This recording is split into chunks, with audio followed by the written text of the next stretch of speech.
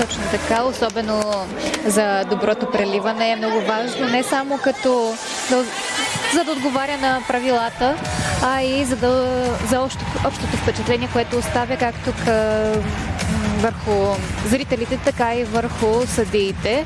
Много често чуваме, съдиите не харесаха тази музика, съдиите не харесаха това съчетание и треньорите така си взимат бележка и търсят оптималното, търсят това, което ще се хареса, ще се оцени добре.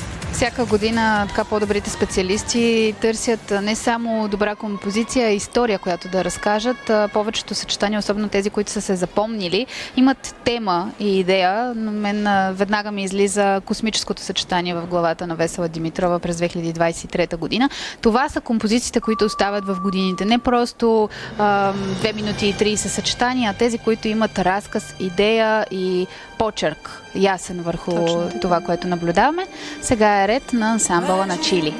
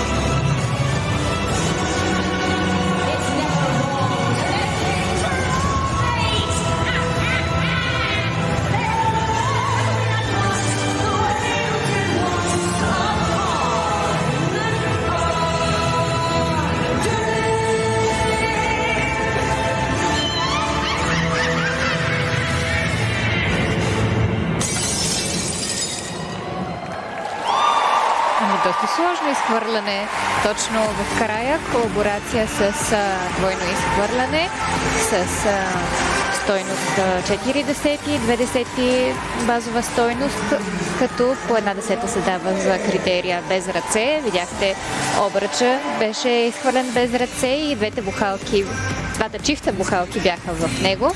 И критерии извън зрителното поле. Това са критериите, които всички колаборации могат да бъдат усложнени с тях, за да получат по-висока стойност. Не са се притеснили да